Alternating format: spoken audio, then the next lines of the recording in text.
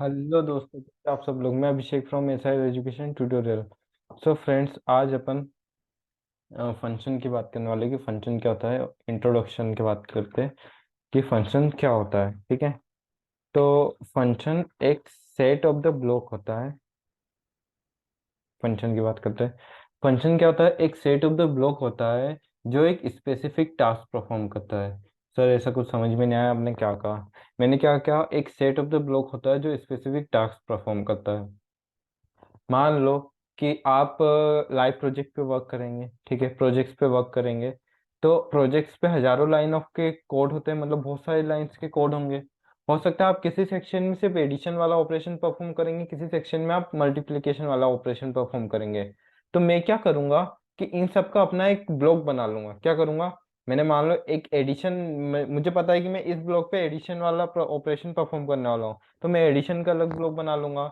मैं सब्ट्रैक्शन वाला operation perform करने वाला हूँ तो मैं सब्ट्रैक्शन का अलग ब्लॉक बना लूंगा। मैं मल्टीप्लिकेशन का अलग ब्लॉक बना लूंगा। तो यही सेट ऑफ द ब्लॉक को अपन फंक्शन बोलते हैं, जो क्या कर रहे हैं, एक स्पेसिफिक टास्क परफॉर्म कर रहे हैं। ठीक है। फंक्शन दो टाइप के होते हैं, एक प्री डिफाइंड फंक्शन होता है और एक यूजर डिफाइंड फंक्शन होता है।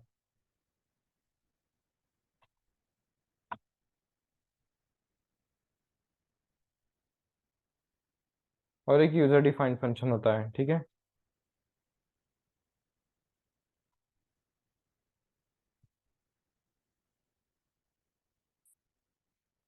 अब प्री डिफाइंड फंक्शन यानी कि जो पहले से डिफाइंड होते हैं। ठीक है, मतलब जिनका काम फिक्स है कि तुमको ये काम करना है तो करना है। ठीक है। बट यूजर डिफाइंड फंक्शन जो यूजर अपने अकॉर्डिंग फंक्शन बनाते हैं। यूजर डिफाइंड भी चार टाइप के आते हैं। यूजर डिफाइंड जो आते हैं ना, वो चार तरीके के फंक्शन होते हैं। एक फर्स्ट होता है नो रिटर्न नो। ठीक है। सेकंड होता है नो रिटर्न विथ।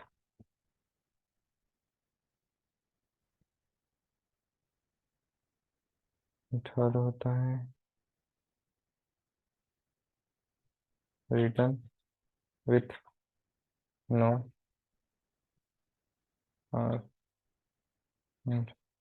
फोर्थ होता है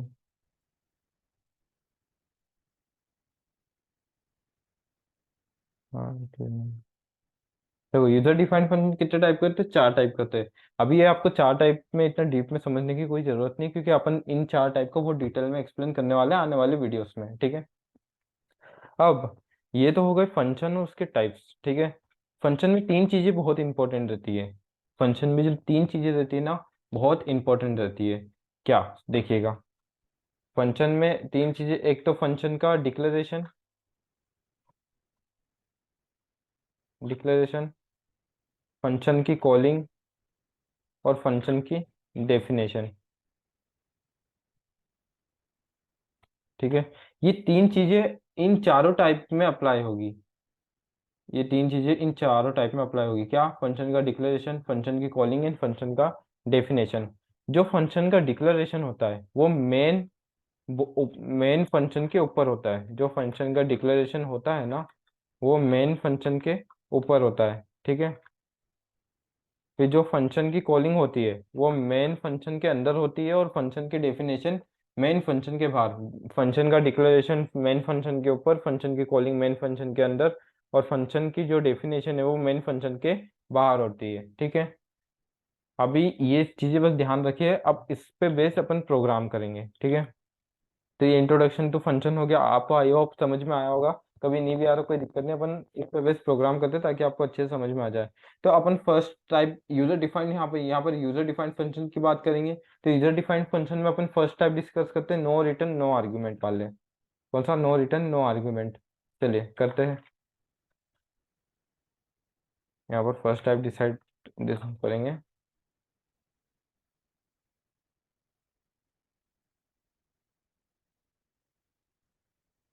चलिए, अब मैं सबसे पहले क्या लिखता हूँ, हेडर फाइल लिखता हूँ, हैश इंक्लूड।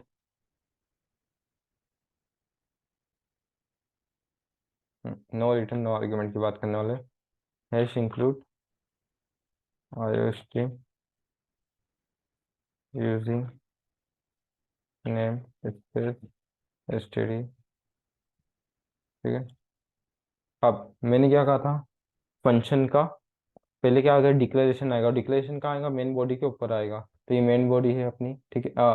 फंक्शन किस टाइप का है, नो रिटर्न नो आर्ग्यूमेंट। अब नो रिटर्न का क्या मतलब रहता है, जब भी अपन किसी भी फंक्शन के आगे वॉइड लगा देते हैं, जब भी अपन किसी भी फंक्शन के आगे वॉइड लगा दिया, इसका मतलब वो नो रिटर्न होता है। वॉइड के अलावा आप कोई भी डेटा टाइप लगा दोगे ना, तो वो रिटर्न टाइप बता देता है। वॉइड के अलावा आपने कोई भी डेटा टाइप लगा दिया, तो वो रिटर्न टाइप बताएगा फंक्शन का।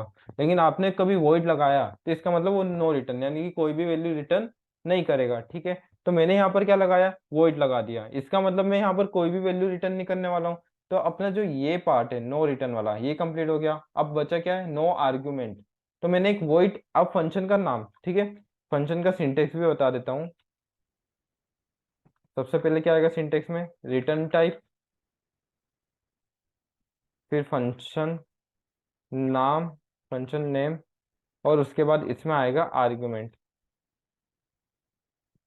आर्ग्यूमेंट और सेमीकोलन, ठीक है। तो देखिए, type of the function return type, यानी कि रिटर्न टाइप मैंने क्या लगाया, वॉइड, यानी कि कोई भी रिटर्न नहीं करेगा। उसके बाद क्या है सिंटेक्स में, फंक्शन नेम।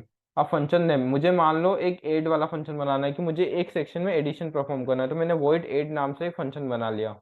अब आर्ग्यूमेंट, ठीक है, आर्ग्यूमेंट इसके अंदर, इस ब्रैकेट के अंदर अपन पास करते हैं, लेकिन अपना फंक्शन किस टाइप का है, नो आर्ग्यूमेंट वाला है, नो रिटर्न नो आर्ग्यूमेंट।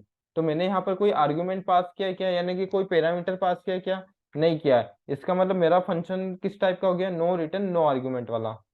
अरे भैया, मेरा डेटा टाइप क्या है, वॉइड है। वॉइड यानी कि नो रिटर्न, नो वॉइड के अलावा कोई भी डेटा टाइप लिख दे रहा है, यानी वो वैल्यू रिटर्न कर रहा है। और मैंने ऐड, फंक्शन का नाम तो कुछ भी रख सकते हो आप। फिर इन दोनों ब्रैकेट के अंदर कभी मैं कोई आर्ग्यूमेंट पास करूंगा, मान लो जैसे कि मैंने इंट कोमा इंट ये डेटा टाइप पास कर दिए, ठीक है। इसका मतलब क्या होगा कि मैंने यहाँ पर आर्ग्यूमेंट पास किए, तो ये फंक्शन किस टाइप का बन जाता, वॉइड यानी नो रिटर्न, और आर्ग्यूमेंट पास किए, नो रिटर्न विथ आर्ग्यूमेंट। लेकिन अभी मैंने यहाँ पर आर्ग्यूमेंट पास नहीं किए, और रिटर्न टाइप क्या है, नो, वॉइड है, तो no return with no argument, ये आ गया। आई होप आपको समझ में आया होगा। मैंने फिर मेन फंक्शन, ये क्या हो गया फंक्शन का डिक्लेरेशन, ये फंक्शन का डिक्लेरेशन हो गया। अब मैंने वॉइड मेन के अंदर क्या किया, फंक्शन की कॉलिंग कर दी, सिंपल से इस ऐड नाम के फंक्शन को मैंने क्या कर दिया, कॉल कर दिया। यहाँ पर रिटर्न टाइप नहीं आता, ठीक है। मतलब वॉइड इंट आप कुछ भी नहीं लगाओगे, सिर्फ फंक्शन का नाम और ब्रैकेट, और फिर डायरेक्टली कॉलिंग। तो मैंने यहाँ पर क्या कर दी, फंक्शन की कॉलिंग कर दी। अब जैसे ही मैंने फंक्शन की कॉलिंग की, डायरेक्टली वो फंक्शन अपनी डेफिनेशन पे आएगा। जैसे ही मैंने फंक्शन की कॉलिंग की, वो किस पे आ जाएगा, अपनी डेफिनेशन पे, और डेफिनेशन अपन वॉइड मेन के बाहर करेंगे। ये फंक्शन की क्या हो गई, डेफिनेशन। और ये डेफिनेशन क्या होगी, मेन फंक्शन के बाहर होगी।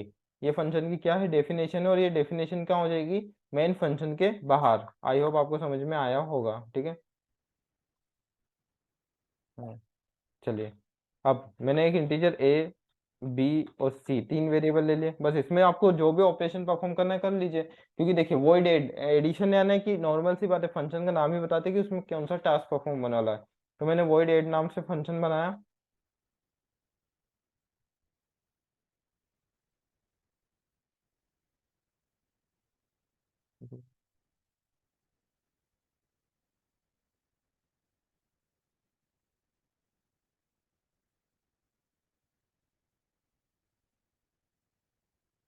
ठीक है।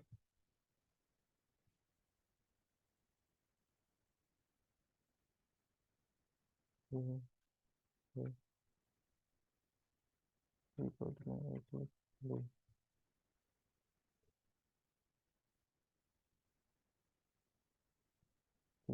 चलो इसको चला के देखते हैं। ये देखिए, ये अपना सम का हो चुका है, और मैंने इस सम को प्रिंट भी करा दिया। अब सम करते तो आपको आना चाहिए। जैसे ही मैंने कॉलिंग की, वो अपनी डेफिनेशन पे आ गया, ठीक है। चला के देखते हैं इसको।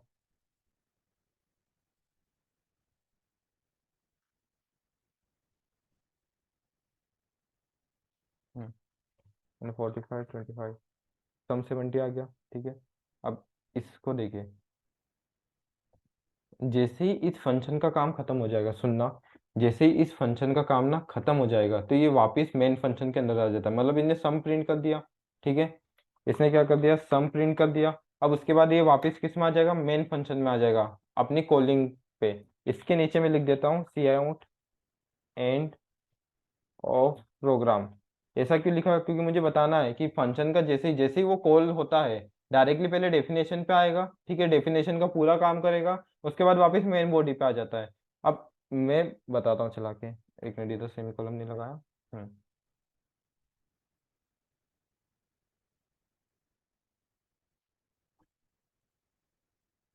ठीक है, चलते।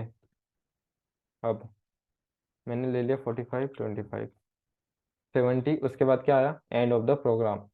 देखा, तो मैंने क्या कहा था, जैसे फंक्शन का डेफिनेशन का काम खत्म हो जाएगा, फंक्शन उठ के डायरेक्टली अपने किस में आ जाता है, मेन फंक्शन के अंदर आ जाता है। आई होप आपको समझ में आया होगा, ठीक है।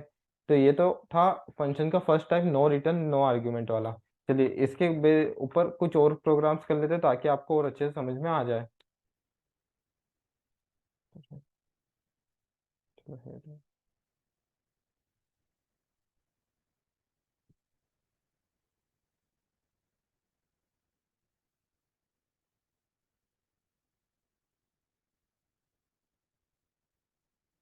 अब देखिए क्या आएगा मेन बॉडी के ऊपर, फंक्शन का डिक्लेरेशन। फंक्शन का डिक्लेरेशन ये बताता है ना इस नाम का फंक्शन एग्जिस्ट करता है।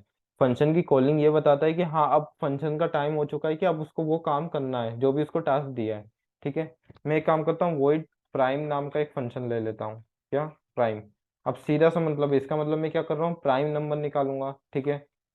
अब यहाँ पर मैंने क्या लगाया, वॉइड। वॉइड का मतलब क्या हो गया, नो रिटर्न। और यहाँ पर मैंने कोई पैरामीटर पास किया क्या, नहीं किया, इसका मतलब क्या हो गया, नो आर्ग्यूमेंट। ये फंक्शन किस टाइप का हो गया, नो रिटर्न नो आर्ग्यूमेंट का हो गया। और यहाँ पर मैंने फंक्शन का डिक्लेरेशन किया है कि प्राइम नंबर का फंक्शन भी अपने पूरे प्रोग्राम में एग्जिस्ट करता है।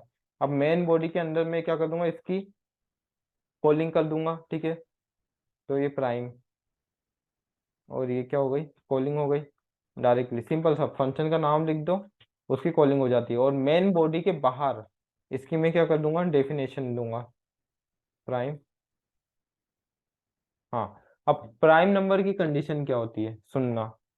या तो वो नंबर खुद से डिविजिबल होगा या वन से होगा, सिंपल सी बात है। आपको समझ में आ रहा होगा ना, या वो नंबर खुद से डिविजिबल होगा या वन से होगा, सिंपल सी बात है। तो मैं एक इंट काउंट नाम का वेरिएबल ले लेता हूँ जिसमें मैं जीरो डाल देता हूँ, ठीक है। और मैं एक काम करता हूँ, और एक इंटीजर, हम्म एक काउंट नाम का, एक आई नाम का वेरिएबल ले लेता हूँ, और एक नम नाम का वेरिएबल ले लेता हूँ कि मुझे किसका प्राइम नंबर निकालना है, मैंने एक नम नाम के वेरिएबल में वो स्टोर करा लूंगा, ठीक है। तो मैं लिख देता हूँ इंटर, प्राइम नंबर क्या होता है, या तो खुद से डिविजिबल होगा या वन से होगा, ठीक है।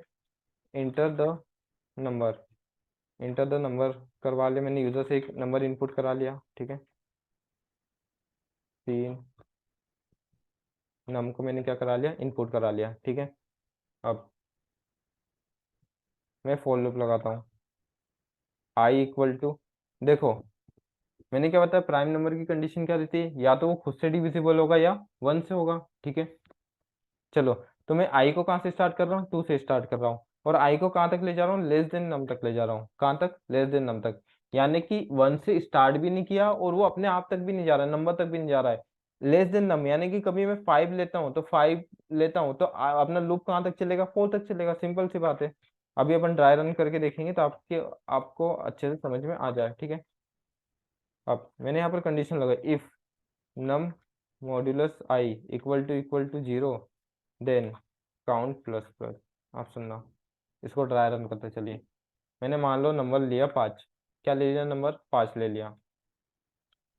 आई अपना कहाँ से स्टार्ट है, टू से है। टू लेस देन फाइव, क्योंकि नंबर से एक कम चलेगा ना, देखो यहाँ पर कंडीशन क्या है, आई लेस देन नम, ठीक है। यानी कि अभी आई की वैल्यू क्या है, टू है, और टू, और नंबर क्या है, पाँच है अपना, लेस देन फाइव, तो टू लेस देन फाइव यानी कि पाँच दो से, वो पाँच बड़ा होता है दो से, दो छोटा होता है ना, ठीक है। तो कंडीशन क्या है, ट्रू है। तो यहाँ पर आ गए अपन। अब यहाँ पर इसको इफ की कंडीशन, इस फॉर लूप के अंदर आ गए, फॉर लूप के अंदर क्या मिल गया, इसको इफ की कंडीशन मिल गई। इसमें बोला है कि five modulus two equal to zero होता है क्या, कभी मैं दो को पाँच से डिवाइड करूंगा, नहीं पाँच को दो से डिवाइड करूंगा तो रिमाइंडर जीरो आएगा क्या, नहीं। तो पाँच को दो से डिवाइड करते तो रिमाइंडर जीरो नहीं आता है, ठीक है। तो इसका मतलब कि ये कंडीशन अपनी क्या हो जाएगी, फॉल्स हो जाएगी। और काउंट की वैल्यू इनिशियल पे अपनी क्या है, जीरो है, ठीक है। तो इसका मतलब काउंट अपना इंक्रीज होगा क्या, नहीं होगा, क्यों, क्योंकि five modulus two equal to zero होता है, नहीं, कंडीशन फॉल्स। लूप के बाहर, लूप के बाहर इसको क्या मिल गया, आई का इंक्रीमेंट ऑपरेटर, आई के इंक्रीमेंट ऑपरेटर ने अपना काम किया, थ्री हो गया टू से। तो 3 <5 कंडीशन ट्रू। वापिस इफ के अंदर गए, अब वहां पर आई की वैल्यू चेंज हुई, क्या हो गया, 5 <3 = 0 होता है क्या? नहीं, बिल्कुल भी नहीं होता। तो इसके बाद भी कंडीशन फॉल्स हो गई, तो ये काउंट की वैल्यू अभी भी क्या है, अपनी 0 है, ठीक है। वापिस से फिर आई का इंक्रीमेंट ऑपरेटर अपना काम करेगा, क्या हो जाएगा, 4 <5 कंडीशन ट्रू। अब यहाँ पर कंडीशन चेक होगी, 5 <4 = 0। क्या 5 को 4 से डिवाइड करेंगे तो = 0 आता है क्या? नहीं आता। तो काउंट अभी भी क्या है, 0 है, और लूप के बाहर, लूप के बाहर इसको क्या मिल गया, आई का इंक्रीमेंट ऑपरेटर, और आई के इंक्रीमेंट ऑपरेटर ने अपना काम किया, 5 <5 हो गया। 5 <5, क्या 5 से बड़ा होता है क्या? नहीं होता। तो कंडीशन फॉल्स, लूप के बाहर, है ना। आई होप आपको समझ में आया होगा प्राइम नंबर का कॉन्सेप्ट। अब सुनना, इसमें सिंपल सी बात सुनना, अपना काउंट अभी तक क्या है, 0 ही है। इसका और 5 क्या होता है, एक प्राइम नंबर होता है। तो इसका मतलब ये समझ में आया सर कि कभी मेरा काउंट 0 के बराबर है तो वो मेरा नंबर प्राइम होगा, और कभी मेरा काउंट बढ़ता है 0 से तो वो मेरा नंबर क्या होता है, नॉट प्राइम होता है, ठीक है। आई होप आपको समझ में आएगा। चलिए, अब मैं यहाँ पर इफ में लूप के बाहर इफ की कंडीशन लगाता हूँ, मेरा कभी काउंट क्या होगा, 0 के बराबर होता है। क्योंकि देखा होगा ना कि 5 एक प्राइम नंबर होता है, और प्राइम नंबर की केस में अपना काउंट क्या आ रहा है, 0 ही आ रहा है, ठीक है। तो कभी मेरा 5 ओ काउंट 0 के बराबर होता है तो मेरा नंबर क्या होता है, प्राइम होता है,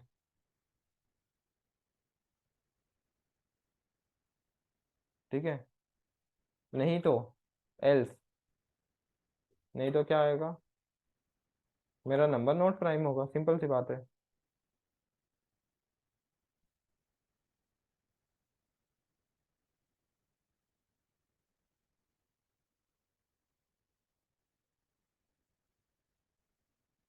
चलो चला के देखते हैं इसको।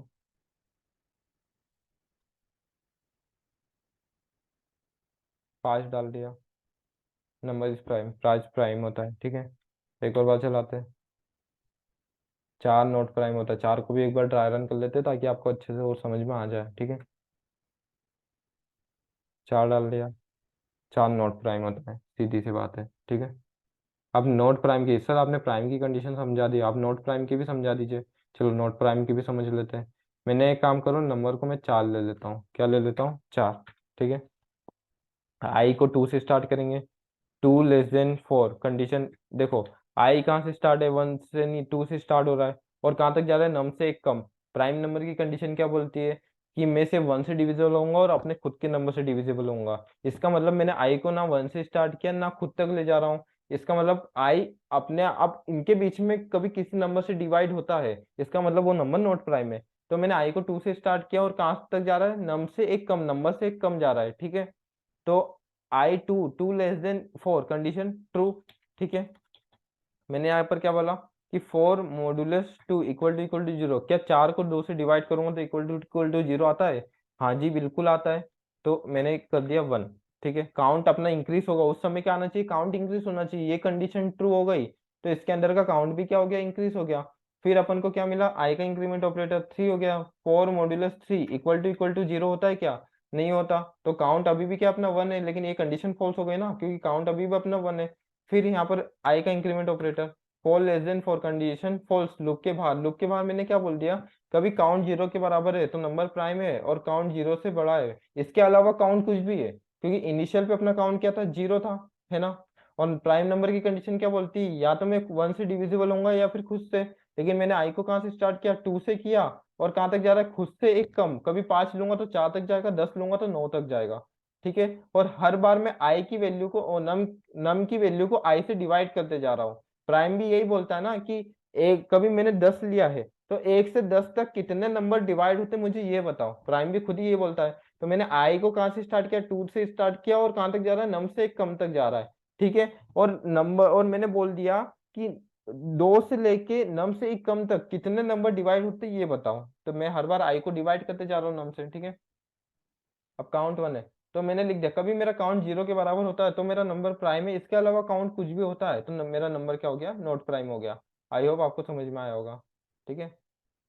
और यही था no return no argument function अपना, ठीक है। तो आपको नो रिटर्न नो आर्ग्यूमेंट का फंडा भी समझ में आया होगा। तो अब आने वाले में मैं नो रिटर्न विद आर्ग्यूमेंट और बाकी के चारों टाइप्स करूंगा, तीनों टाइप्स करूंगा। तो आपको वीडियो अच्छी लगी तो लाइक करें, सब्सक्राइब करें, शेयर करें। Thank you.